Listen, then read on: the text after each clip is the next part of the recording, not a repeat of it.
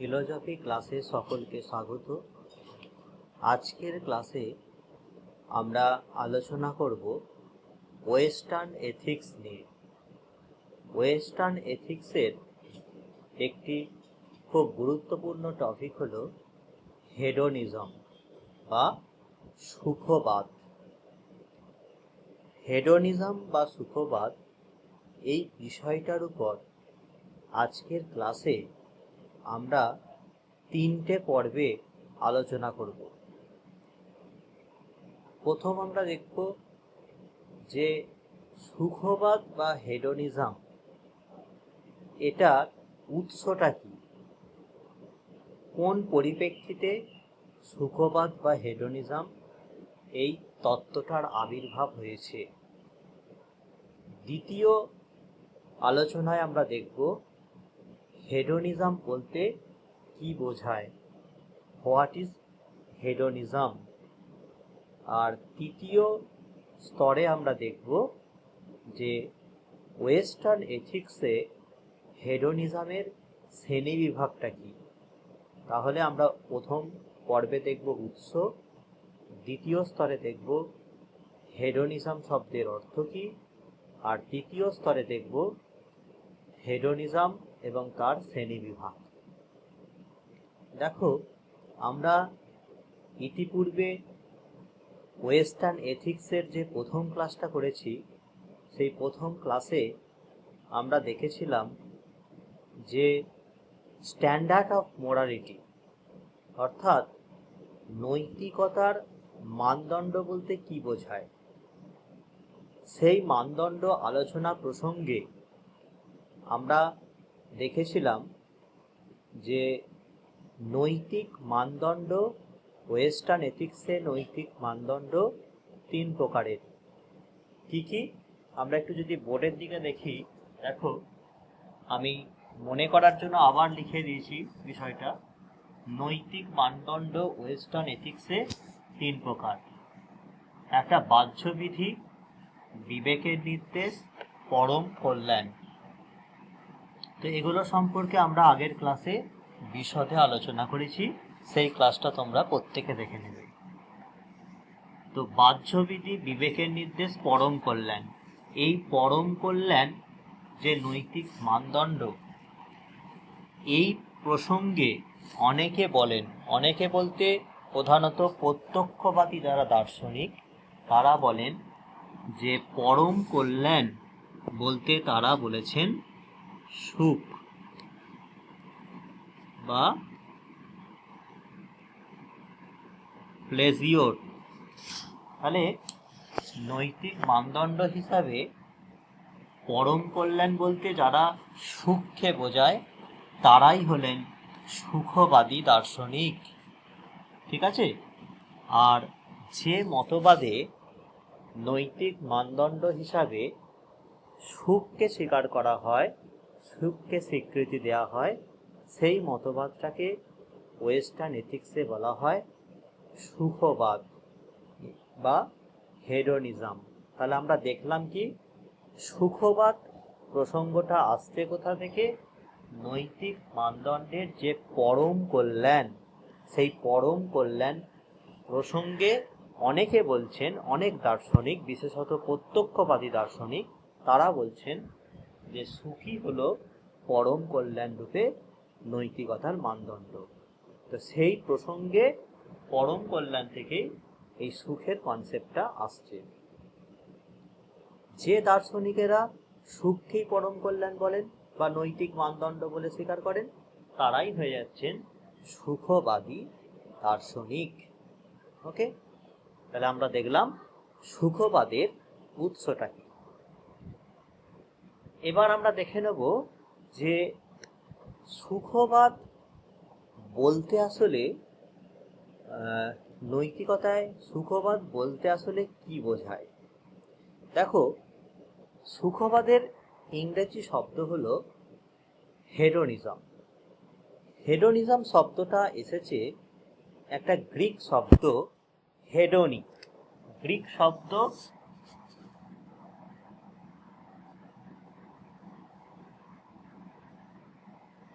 হেডোনি শব্দ থেকে এসেছে কি? হেডোনি শব্দ থেকে এসেছে হেডোনিজম।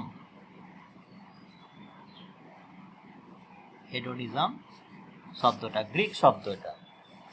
হেডোনি শব্দের অর্থ হলো প্লেজিওর,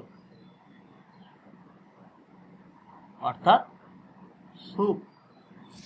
তাই যে মতবাদে, দেখো হেডোনিজম কথার মানেই হচ্ছে তাহলে কি? সুখ সম্পর্কিত মতবাদ।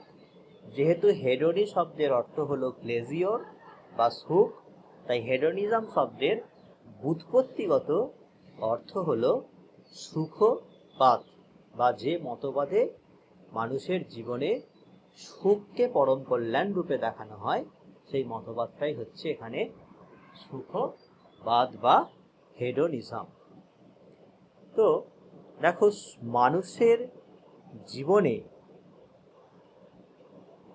মানুষের জীবনের যা কিছু ভালো কাজ, সেগুলোকেই এই মতবাদে বলা হচ্ছে সুখকর। আর মানুষের জীবনে যেগুলো দুঃখদায়ক, পীড়াদায়ক, সেই কর্মগুলোকে, যেগুলো থেকে আমাদের কখনো সুখ আসে না, সেই কর্মগুলোকে, সেই কাজগুলোকে এখানে বা এই তত্ত্বে বলা হচ্ছে মন্দ কাজ। তাই মানুষের সুখবাদ অনুযায়ী মানুষের উচিত হচ্ছে নিরলসভাবে সুখের অনুসন্ধান করা। ঠিক আছে? আমরা যদি আমাদের ইন্ডিয়ান ফিলোসফির দিকে দৃষ্টিপাত করি, তাহলে সুখবাদকে চরম রূপে দেখেছেন কারা? না, চার্বাক দার্শনিক সম্প্রদায়েরা। তারা সুখবাদকেই চরম রূপে দেখেছেন। জীবনে তাদের নৈতিকতার মূল বক্তব্যই হলো সুখবাদ। ঠিক আছে? চার্বাক দর্শনের মূল নৈতিকতার তত্ত্বটাই হচ্ছে সুখবাদ। কারণ চার্বাকগণ বলেন যে বর্তমানে তোমার কাছে, তোমার ইন্দ্রিয়ের কাছে যে সুখটা এসেছে, সেটা ভবিষ্যতের জন্য তুমি সেই সুখটাকে ত্যাগ করোনি। তোমার ইন্দ্রিয়ের সামনে যে সুখটা এসেছে, সেই সুখটাকে তুমি সর্বতোভাবে ভোগ করো। ঠিক আছে? তাই চার্বাকদের যে নীতিবিদ্যা, সেটার সার্বিকভাবে সুখবাদের উপর ভিত্তি করেই গড়ে উঠেছে। ঠিক আছে? ওয়েস্টার্ন ফিলোসফিতেও সুখবাদ সম্পর্কে একই কথাই বলা হয়, যে সুখবাদ হচ্ছে কি? নিরলসভাবে সারা জীবনে সুখের অনুসন্ধানই হলো আসলে সুখবাদ। ঠিক আছে? তো যে কর্ম থেকে আমাদের সুখ আসে না, সেই কর্মগুলোই হচ্ছে নৈতিকতায় মন্দ কর্ম, মানে হেডোনিজম তত্ত্বে মন্দ কর্ম। আর যে কর্মগুলো থেকে আমাদের সুখ আসে, সেই কর্মগুলো হচ্ছে ভালো কর্ম।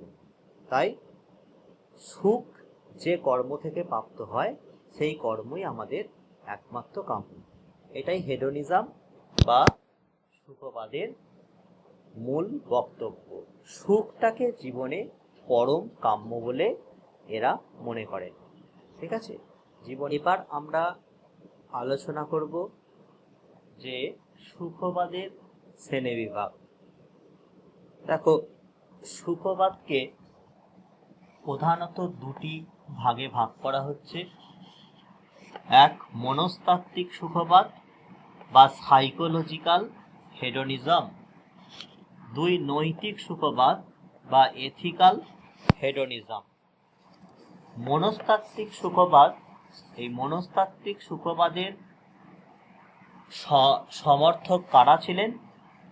না, প্রাচীন গ্রিকসের সিরেনেইক সম্প্রদায়, হিউম, হবস, বেনথাম এবং মিল। এরা প্রত্যেকে হলেন মনস্তাত্ত্বিক সুখবাদের সমর্থক। নৈতিক সুখবাদেও কারা কারা সমর্থন করেন? নৈতিক সুখবাদেও প্রাচীন গ্রিকসের সিরেনিক সম্প্রদায়, তারপর প্রাচীন গ্রিকসের এম্পিরিকাস সম্প্রদায় এবং বেনথাম, মিল, এরাও নৈতিক সুখবাদকে সমর্থন করেন। তার মানে নৈতিক সুখবাদকেও সমর্থন করছেন কারা? সিরেনেইক সম্প্রদায়, ঠিক আছে, এপিকিউরাস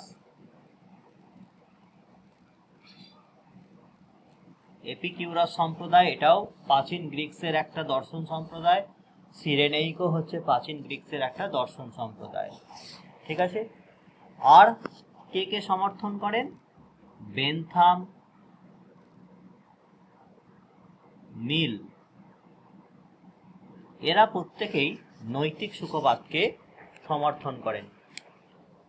এখানে একটা প্রশ্ন আমাদের অবশ্যই আসবে, আমাদের মনে অবশ্যই একটা প্রশ্ন আসতে পারে যে বেনথাম, মিল, সিরেনেইক, তারপর এপিকিউরাস সম্প্রদায়, এরা তো মনস্তাত্ত্বিক সুখবাদকে সমর্থন করছেন, তাহলে এরা আবার কিভাবে নৈতিক সুখবাদকে সমর্থন করছেন? বিশেষ করে দেখো বেনথাম, মিল, এই যে আধুনিক দার্শনিক সম্প্রদায় রয়েছেন, দার্শনিকগণ, বেনথাম, মিল, এরা তো মনস্তাত্ত্বিক সুখবাদকে সমর্থন করছেন, তাহলে আবার নৈতিক সুখবাদের প্রসঙ্গে এদের কথা কেন বলা হচ্ছে? আবার তারাও দেখো মনস্তাত্ত্বিক নৈতিক দুটো সুখবাদকে সমর্থন করছেন, কিভাবে হতে পারে সেটা? দেখো বেনথাম আর মিল এরা মনস্তাত্ত্বিক সুখবাদকে সমর্থন করে মনস্তাত্ত্বিক সুখবাদের তত্ত্বটাকে একটা অনুমানের আশ্রয় বাক্য করছেন। সেই আশ্রয় বাক্যের উপর ভিত্তি করে তারা নৈতিক সুখবাদের সিদ্ধান্তটাকে অনিবার্যভাবে নিশ্চিত করছেন। অর্থাৎ মনস্তাত্ত্বিক সুখবাদকে তারা একেবারে ডিনাই করছেন না, মনস্তাত্ত্বিক সুখবাদটাকে তারা কি করছেন? সুখবাদের আশ্রয় বাক্য করছেন। সেই আশ্রয় বাক্য থেকে অনিবার্যভাবে সিদ্ধান্ত নিশ্চিত করবেন কি? নৈতিক মতবাদ বা নৈতিক সুখবাদ। এই জন্য তারা মনস্তাত্ত্বিক সুখবাদকে সমর্থন করলেও তারা কিন্তু নৈতিক সুখবাদকে প্রতিষ্ঠা করছেন। এটা সিদ্ধান্ত বাক্য, এটাকে আমরা আশ্রয় বাক্য বলতে পারি। একটা অনুমানের ক্ষেত্রে, বেনথাম, মিলের ক্ষেত্রে মনস্তাত্ত্বিক সুখবাদ হলো আশ্রয় বাক্য, নৈতিক সুখবাদ হলো সিদ্ধান্ত বাক্য। যাই হোক, আমরা দেখলাম মনস্তাত্ত্বিক সুখবাদের সমর্থক কারা, নৈতিক সুখবাদের সমর্থক কারা। এবার দেখো নৈতিক সুখবাদকে আবার দুটি ভাগে ভাগ করা যায়। কি কি? একটা হচ্ছে আত্মসুখবাদ, আরেকটি হলো কি? পরসুখবাদ। ওকে, ইগোয়েস্টিক হেডোনিজম আর পরসুখবাদ হচ্ছে অল্ট্রিউস্টিক হেডোনিজম। পরসুখবাদকে অনেকে আবার উপযোগবাদ বা উপযোগিতাবাদও বলেছেন। পরসুখবাদের অপর নাম হচ্ছে উপযোগিতাবাদ বা উপযোগবাদ। এরপরে আবার দেখো আত্মসুখবাদ, ইগোয়েস্টিক হেডোনিজম, একে আবার দুটো ভাগে ভাগ করা যায়। একটা স্থূল বা অসংযত গ্রস ইগোয়েস্টিক হেডোনিজম। এর সমর্থক কারা? গ্রিকসের সেরেনিক সম্প্রদায়, এপিকিউরাস সম্প্রদায়, হবস আর গ্যাসেন্ডি। এরা প্রাচীন গ্রিকসের সম্প্রদায়, আর আধুনিক দার্শনিক হচ্ছেন হবস আর গ্যাসেন্ডি। এরা হলেন স্থূল বা অসংযত আত্মসুখবাদের সমর্থক। মার্জিত বা সংযত রিফাইন্ড ইগোয়েস্টিক হেডোনিজম, এই তত্ত্বের সমর্থক কারা? না প্রাচীন গ্রিকসের এপিকিউরাস সম্প্রদায়। তো এই পরিপ্রেক্ষিতে আলোচনার ক্ষেত্রে দেখো আমরা দুটো শব্দ পাচ্ছি, যে সিরেনেইক সম্প্রদায় আর এপিকিউরাস সম্প্রদায়। তো এই সম্প্রদায়গুলো আসলে কি? প্রাচীন গ্রিকসে কোন সময়ে ছিল, বা কোন সময় এদের জন্ম হয়, বা এদের মতবাদগুলো আসলে কি? এই সিরেনিক এবং এপিকিউরাস এই সম্প্রদায়ের উপর ডেসক্রিপশানে একটা লিঙ্ক দেওয়া থাকবে। সেই লিঙ্ক থেকে তোমরা সিরেনিক আর এপিকিউরাস এদের সম্পর্কে তত্ত্বগুলো তোমরা জানতে পারবে। তো সেই লিঙ্ক থেকে তোমরা এপিকিউরাস আর সিরেনিক সম্প্রদায়ের যে ভিডিও ক্লাসটা আছে সেই ভিডিও ক্লাসটা তোমরা এখান থেকে দেখে নেবে। দেখো, এরপরে আমরা দেখলাম আত্মসুখবাদ, পরে রয়েছে পরসুখবাদ বা উপযোগবাদ। একেও দুটো ভাগে ভাগ করা যায়। একটা বেনথামের স্থূল পরসুখবাদ আর একটা মিলের মার্জিত পরসুখবাদ। বেনথামের স্থূল পরসুখবাদটা বেনথামস গ্রস অলস্টিউস্টিক হেডনিজম, মিলের মার্জিত সুখবাদ রিফাইন অলস্টিউস্টিক। তাহলে মিলের মার্জিত সুখবাদ আর বেনথামের পরসুখবাদ।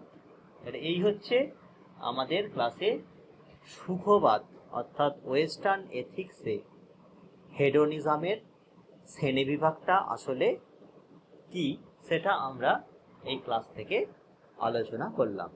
এবার আমরা দেখব যে প্রতিটি সুখবাদের শ্রেণীবিভাগের মূল সংক্ষিপ্ত বক্তব্যগুলো কি কি, যাতে আমরা এই ক্লাসটা থেকে এই প্রত্যেকটা শ্রেণীবিভাগের যে সংক্ষিপ্ত কনসেপ্টগুলো সেগুলো সম্পর্কে আমাদের একটা স্বচ্ছ ধারণা হয়ে যায়। দেখো, সুখবাদ তো আমরা প্রথম কি দেখলাম না, সুখবাদ হলো যেখানে মানুষের সুখকে পরম কল্যাণ রূপে দেখা হয়। মনস্তাত্ত্বিক সুখবাদ প্রথম শ্রেণীবিভাগে এর মূল বক্তব্য কি? দেখো তো, এর মূল বক্তব্য হচ্ছে মানুষ তার স্বভাববশে সুখ কামনা করে। মানুষের জন্মগত একটা জৈবিক প্রবৃত্তি হলো সুখ কামনা করা। জৈবিক প্রবৃত্তির বশে মানুষ কিন্তু সুখের কামনা করে। এটাই মনস্তাত্ত্বিক মতবাদের মূল বক্তব্য। দ্বিতীয়টা দেখো, নৈতিক সুখবাদ। নৈতিক সুখবাদে কি বলা হয় না, মানুষের উচিত প্রতিটা কর্মের মধ্যে সুখের কামনা করা। ঠিক আছে, মনস্তাত্ত্বিক সুখবাদে, এই নৈতিক সুখবাদে বলা হচ্ছে যে প্রতিটা মানুষের উচিত কর্ম হলো যে প্রতিটা কর্মের মধ্যে সুখকে কামনা করা। এটা হলো নৈতিক সুখবাদের মূল বক্তব্য। এর আবার দুটি ভাগ ছিল, আত্মসুখবাদ, পরসুখবাদ। দেখো কথাটা কি, আত্মসুখবাদ, আত্ম মানে নিজের। তাহলে যে নৈতিক মতবাদে বলা হয় যে মানুষের উচিত হলো নিজ সুখ কামনা করা, অর্থাৎ যে মতবাদে বলা হয় যে মানুষের উচিত হলো নিজ সুখ কামনা করা, সেই মতবাদকেই বলা হয় আত্মসুখবাদ। আত্মসুখবাদের আবার দুটো শ্রেণীবিভাগ, স্থূল আর মার্জিত। স্থূল আত্মসুখবাদে কি বলা হয়েছে না, দৈহিক সুখ ভোগ করাই হচ্ছে একমাত্র উচিত। দেখো, আত্মসুখবাদে বলা হলো কি, নিজ সুখ ভোগ করা। স্থূল যে আত্মসুখবাদ, এবার নিজ সুখ কিভাবে হতে পারে? নিজ সুখ দুটো ভাগে হতে পারে। একটা মানবোচিত কর্মের মধ্য দিয়ে, যেমন সাহিত্য চর্চা, শিল্প চর্চা, এরকম কোনো সঙ্গীত চর্চা, এইসবের মধ্য দিয়ে একটা আত্মসুখ হতে পারে।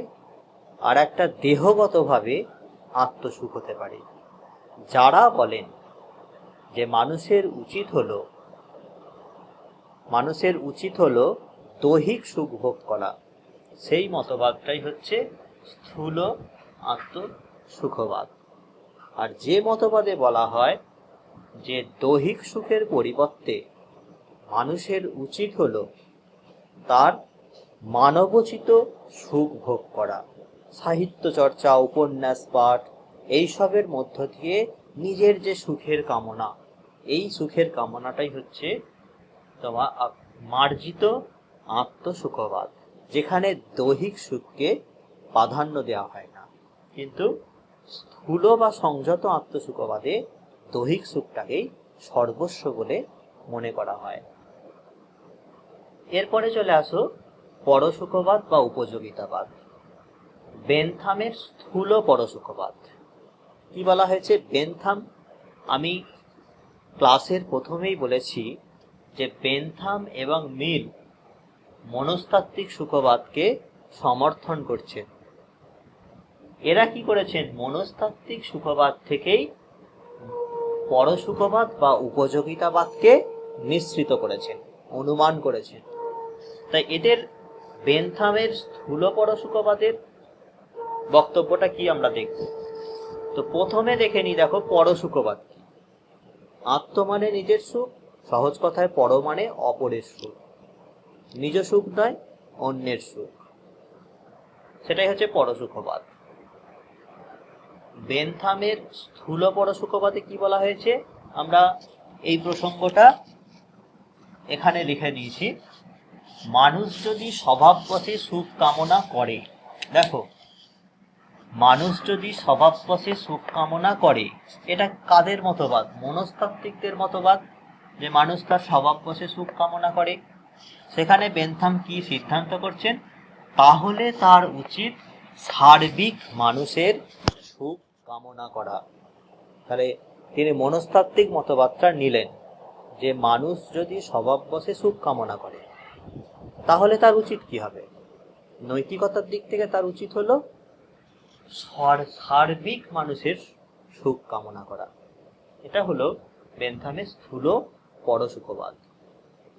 আর মিলের মার্জিত সুখবাদে কি বলা হয়েছে, দেখো, এটা আমরা এই জায়গায় নোট করেছি যে মানুষ স্বভাবত সুখ চায়। তাহলে মনস্তাত্ত্বিক মতবাদ, মানুষ স্বভাবত সুখ চায়, মনস্তাত্ত্বিক মতবাদ।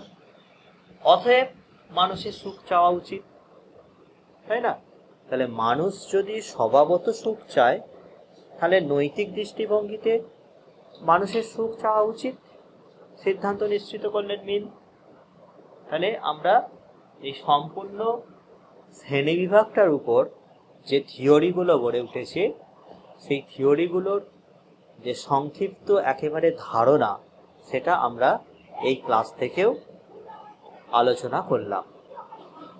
এই সমগ্র ক্লাসের সম্পূর্ণ পিডিএফ, যে আমাদের আলোচনা, সম্পূর্ণ পিডিএফ ভার্সনটা তোমরা এই ভিডিওর ডেসক্রিপশানের লিঙ্ক থেকে তোমরা পিডিএফ ভার্সনটি ডাউনলোড করে নিতে পারবে। এবং এই টপিকের ওপর কোন বই পড়লে উপকৃত হবে, সেই বইয়েরও ডেসক্রিপশানে লিঙ্ক দেওয়া থাকবে। সেই লিঙ্ক থেকে সেই বুকসের পিডিএফ তোমরা ডাউনলোড করে নিতে পারবে।